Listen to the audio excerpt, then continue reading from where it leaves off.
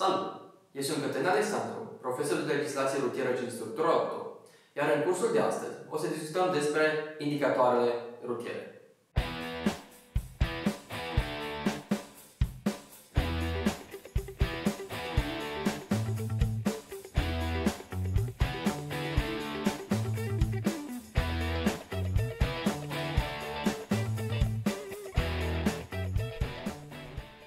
Indicatoarele rutiere.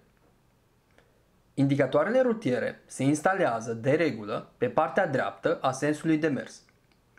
În cazul în care condițiile locale împiedică observarea din timp a indicatoarelor de către conducătorii cărora li se adresează, ele se pot instala ori repeta pe partea stângă, în zona mediană a drumului, pe un refugiu ori spațiu interzis circulației vehiculelor, deasupra părții carosabile sau de cealaltă parte a intersecției, într-un loc vizibil pentru toți participanții la trafic. Indicatoarele pot fi însoțite de panouri cu semne adiționale, conținând inscripții sau simboluri care le precizează, completează ori limitează semnificația. Semnele adiționale se pot aplica pe panouri ce includ indicatoare, ori chiar pe indicatoare, dacă înțelegerea semnificației acestora nu este afectată. Pentru a fi vizibile și pe timp de noapte, indicatoarele rutiere trebuie să fie reflectorizante, luminoase ori iluminate. În locuri periculoase, pentru a spori vizibilitatea și a evidenția semnificația unor indicatoare, ele pot figura grupat pe un panou cu folie reflectorizantă cu reflexie ridicată. Aceste indicatoare pot fi însoțite după caz de dispozitive luminoase. Semnificația unui indicator este valabilă pe întreaga lățime a părții carosabile, deschise circulației conducătorilor cărora li se adresează. Când indicatorul este instalat deasupra benzii sau benzilor, semnificația lui este valabilă numai pe banda ori benzile astfel semnalizate. Indicatoarele rutiere sunt de mai multe feluri. Și anume, putem avea indicatoare de avertizare, indicatoare de reglementare, care la rândul lor se împart în indicatoare de prioritate, de interzicere sau restricție și indicatoare de obligare. Mai putem avea indicatoare de orientare și informare, panouri adiționale, dar și indicatoare temporare. În următoarele minute o să discutăm despre fiecare indicator în parte. Prima dată o să discutăm despre indicatoarele de avertizare. Aceste indicatoare de avertizare au ca obiect, așa cum zice și numele, avertizarea participanților la traficul rutier asupra existenței unui pericol pe drum, indicându-le participanților la trafic și natura acestui pericol. Aceste indicatoare de avertizare de regulă au forma unui triunghi echilateral cu chenarul de culoare roșie în care, pe fond alb, sunt figurate diferite simboluri de culoare neagră, aceste simboluri reprezentând natura pericolelor ce urmează a fi întâlnite. Aceste indicatoare de avertizare se instalează de regulă înainte de locul periculos, iar zona de acțiune a acestora începe din locul în care sunt instalate și încetează după locul periculos pe care l-au semnalizat. La întâlnirea acestor indicatoare, conducătorii de vehicule trebuie să-și sporească atenția asupra pericolului căruia au fost avertizat. În cazul indicatoarelor care avertizează sectoare periculoase, zona de acțiune a indicatoarelor este reglementată prin plăcuțe adiționale. Indicatoarele de avertizare se instalează înainte de locul periculos, la o distanță de maxim 50 de metri în localități, între 100 și 250 de metri în afara localităților, respectiv între 500 și 1000 de metri pe autostrăzi și drumuri expres. Când condițiile din teren impun amplasarea la o distanță mai mare, sub indicator se instalează un panou adițional cu semnificația distanța între indicator și începutul locului periculos. Pe autostrăzi și drumuri expres, în toate cazurile, sub indicator este obligatoriu să se instaleze un panou adițional, distanța între indicator și începutul locului periculos. Pe aceste sectoare de drum se circulă cu o viteză mare de deplasare și de aceea este obligatoriu să avem acest panou adițional distanța între indicator și începutul locului periculos. Iar în situația în care lungimea sectorului periculos depășește 1000 de metri, sub indicator se montează panoul adițional, lungimea sectorului periculos la care se referă indicatorul. Iar acum o să luăm fiecare indicator de avertizare în parte și o să discutăm semnificația. Primul indicator se numește curbă la stânga. Acest indicator avertizează conducătorul de vehicul că se apropie de o curbă la stânga. Se recomandă conducătorilor de vehicule să circule cu atenție sporită. Al doilea indicator se numește curbă la dreapta. Acest indicator avertizează conducătorul de vehicul că se apropie de o curbă la dreapta. Și în cazul acestui indicator se recomandă să se circule cu atenție sporită.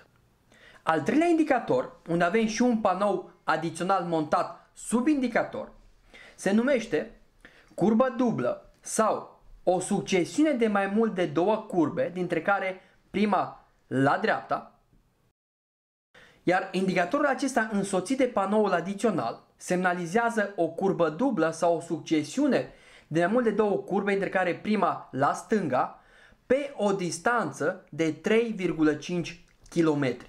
Adică lungimea sectorului unde avem aceste curbe duble sau succesiuni de mai mult de două curbe.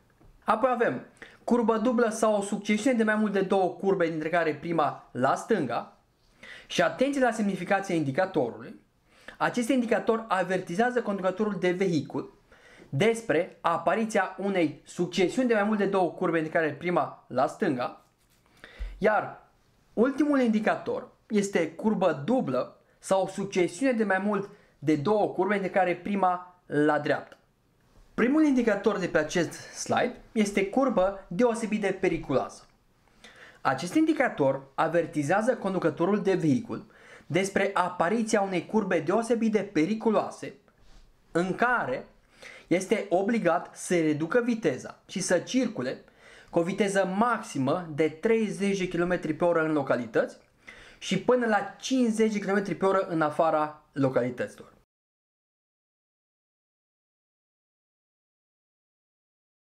Vârful săgeții la acest indicator indică sensul virajului. Al doilea indicator se numește panouri succesive pentru curbe deosebit de periculoase. Aceste panouri succesive se instalează câte 4-5 panouri de la intrarea și până la ieșirea din curbă, cu vârful săgeților îndreptate în direcția curbei. Indicatorul obligă conducătorul de vehicul să reducă viteza și să circule cu maxim 30 km/h în localități și maxim 50 km/h în afara acestora. Următorul indicator este presemnalizarea unei amenajări rutiere care oferă și posibilitatea întoarcerii vehiculelor. Indicatorul avertizează că urmează o amenajare rutieră care oferă și posibilitatea întoarcerii vehiculelor. Apoi avem indicator coborâre periculoasă și aici trebuie să nu confundăm indicatorul coborâre periculoasă cu indicatorul urcare cu înclinare mare, despre care o să discutăm imediat. Iar procentul de pe indicator arată cu câți metri coboară pe verticală la 100 de metri parcurși, având punctul de plecare vârful pantei. Iar ultimul indicator este urcare cu înclinare mare. Iarăși, a nu se confunda indicatorul urcare cu înclinare mare cu indicatorul coborâre periculoasă. Iar aici procentul de pe indicator arată cu câți metri urcă pe verticală la 100 de metri parcurși, având punctul de plecare începutul rampei.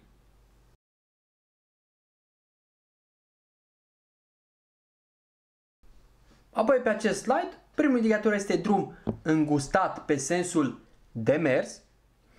Indicatorul avertizează conducătorul de vehicul că drumul se îngustează pe sensul de mers. Apoi, drum îngustat pe partea stângă avertizează conducătorul de vehicul că drumul se îngustează pe partea stângă. Și avem drum îngustat pe ambele părți. Ce trebuie să reținem la drumul îngustat pe ambele părți? Că sunt interzise următoarele manevre: oprire, staționare, întoarcere și mersul înapoi, depășirea vehiculelor fiind permisă. Următorul indicator este drum aglomerat. Avertizează conducătorul de vehicul că respectivul drum este intens circulat. Indicatorul se întâlnește de obicei pe autostrăzi și se impune păstrarea unei distanțe de siguranță. Iar ultimul indicator este acostament periculos. Acest indicator avertizează conducătorul de vehicul că pe sectorul de drum respectiv acostamentul este denivelat față de partea carosabilă.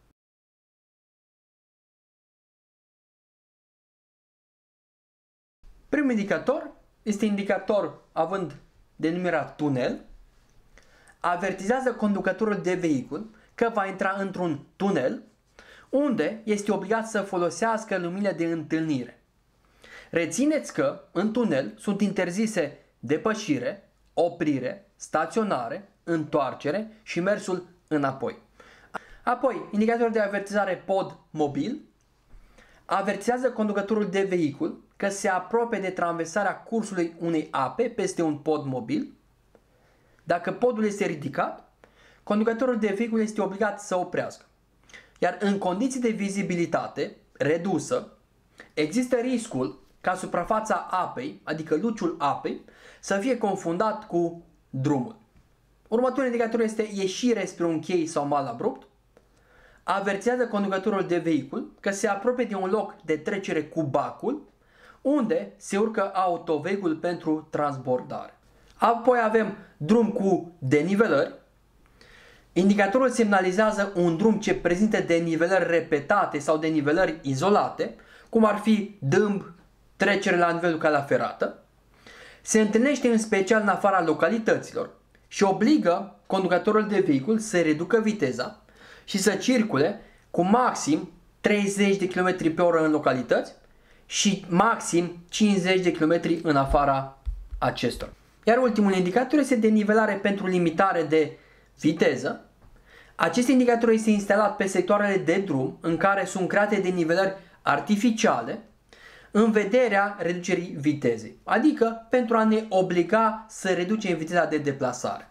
În momentul în care întâlnim acest indicator, suntem obligați să reducem viteza și să circulăm cu maxim 30 de km pe oră în localități și 50 de km pe oră în afara localităților.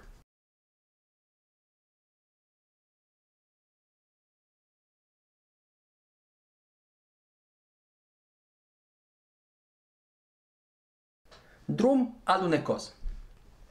Avertizează conducătorul de vehicul că drumul în condiții de umezeală devine alunecos, conducătorul de vehicul fiind obligat să adapteze viteza la condițiile de drum. Când întâlnim un astfel de indicator, se recomandă evitarea frânărilor sau manevrarea bruscă a volanului pentru evitarea derapării autovehiculului. Se va păstra o distanță corespunzătoare atunci când întâlnim acest indicator între vehiculele aflate în mers pentru a putea preveni orice eveniment rutier. Împroșcare cu pietriș. Indicatorul se întâlnește pe drumurile pe care partea carosabilă este acoperită cu griblură sau pietriș, existând pericolul ca să se spargă parbrizele. Conducătorul de vehicul este obligat să reducă viteza și să păstreze o distanță suficientă față de vehiculul din față. Căderi de pietre. Avertizează conducătorul de vehicul că urmează un sector de drum într-o zonă montană sau deluroasă cu posibile căderi de pietre de pe versanți. Se recomandă conducătorilor să mărească atenția. Presemnalizare trecere pietoni. Avertizează conducătorul de vehicul că se apropie de o trecere de pietoni. Dar atenție că pietonii nu au voie să traverseze drumul prin locurile unde se află acest indicator instalat. Se recomandă circulația cu prudență, întrucât indicatorul presemnalizează o trecere pentru pietoni. Iar ultimul indicator, copii. Indicatorul poate fi întâlnit în apropierea locurilor deosebit de frecventate de copii, școli, grădinițe, terenuri de joacă, parcuri. Indicatorul obligă conducătorul de vehicul să reducă viteza până la 30 de km pe oră în localități și până la 50 de km pe oră în afara acestora, în intervalul orar 7-22.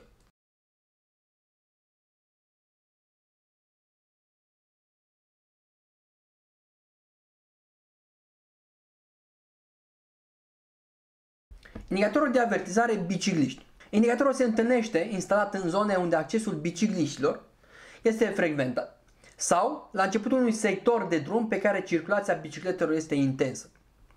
Conducătorii de vehicule vor circula cu atenție, păstrând o distanță laterală corespunzătoare la trecerea pe lângă bicicliști.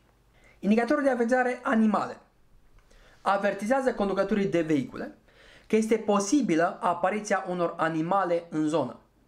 Indicatorul obligă conducătorul de vehicul să reducă viteza și să circule cu maxim 30 de km pe oră în localități și maxim 50 de km pe oră în afara localităților când trece pe lângă animale. Un alt indicator de avertizare animale care avertizează la fel o posibilă apariție a unor animale în zonă, dar aici discutăm despre animale sălbatice. Indicatorul obligă conducătorul de vehicul să reducă viteza și să circule cu maxim 30 km pe oră în localități, 50 km pe oră în afara localităților, când trece pe lângă animale. Apoi avem indicator de avertizare lucrări de drumuri. Indicatorul avertizează că se efectuează lucrări pe partea carosabilă sau în imediata apropiere a acesteia. Iar ultimul indicator este un indicator de avertizare semafoare. Avertizează conducătorul de vehicul că se apropie de o intersecție semaforizată unde trebuie să respecte regulile de circulație aplicabile în această zonă.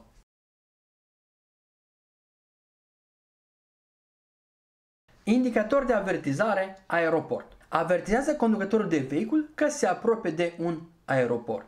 Indicator de avertizare vânt lateral. Avertizează conducătorul de vehicul că pe sectorul de drum respectiv se întâlnesc frecvent mase de aer care pot influența traiectoria autovehiculului. Indicator de avertizare circulație în ambele sensuri.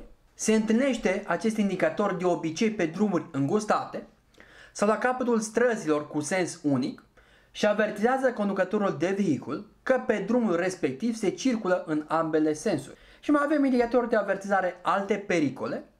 Acest indicator avertizează conducătorul de vehicul că pe sectorul de drum pe care circulă pot apărea pericole imprevizibile. Trecere la nivel cu o cale ferată cu bariere sau semi-bariere. Acest indicator avertizează conducătorul de vehicule că se apropie de o trecere la nivel cu o cale ferată prevăzută cu bariere sau semibariere. Atunci când barierele sau semibarierele sunt ridicate, conducătorii de vehicule sunt obligați să reducă viteza și să traverseze calea ferată după ce se asigură că din partea stângă sau din partea dreaptă nu se apropie un vehicul feroviar. Acest indicator împreună cu panoul adițional semnifică trecerea la nivel cale ferată cu bariere sau semibariere, prevăzută cu instalație de semnalizare luminoasă automat. Apoi avem indicatorul, ca și simbol locomotiva. Acest indicator semnifică trecere la nivel cu o cale ferată fără bariere. Acest indicator avertizează conducătorul de vehicul că se apropie de o trecere la nivel cu o cale ferată fără bariere, unde conducătorii de vehicule sunt obligați să reducă viteza și să oprească la trecerea la nivel cu calea ferată, fără a trece de indicator sau fără a depăși marcajul pentru oprire. Conducătorii de vehicule se asigură stânga-dreapta. Dacă nu se apropie vehiculul feroviar, își pot continua deplasarea. Dacă se apropie vehiculul feroviar, atunci toți conducătorii au obligația să oprească și să aștepte trecerea vehiculului feroviar. Împreună cu panoul adițional, semnalizare luminoasă automată, semnificația indicatorului este trecerea la calea ferată fără bariere, dar cu semnalizare luminoasă automat. Iar ultimele indicatoare sunt panouri suplimentare pentru trecerea la nivel cu calea ferată. Aceste panouri se folosesc pentru avertizarea conducătorilor că se apropie de o trecere la nivel cu calea ferată. Aceste panouri fiind instalate astfel: cel cu 3 linii roșii se instalează la o distanță de 150 de metri de calea ferată. Cel cu 2 linii roșii se instalează la 100 de metri, la o distanță de 100 de metri de calea ferată, iar cel cu o singură linie roșie se instalează la o distanță de 50 de metri de calea ferată. Tot indicatoare întâlnite la calea ferată sunt și indicatoarele următoare: trecere la nivel cu o cale ferată simplă fără bariere sau trecere la nivel cu cale ferată dublă fără bariere.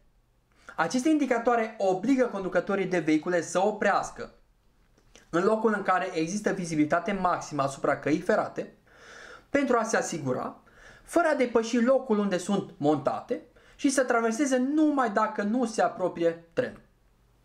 Iar ultimele două indicatoare sunt trecerea la nivel cu o cale ferată simplă fără bariere sau trecerea la nivel cu o cale ferată dublă fără bariere. Aceste indicatoare se întâlnesc la trecerile la nivel cu calea ferată. Atunci când luminile roșii din dreptul indicatorului se aprind și se sting alternativ, conducătorul de vehicul este obligat să oprească fără a depăși indicatorul.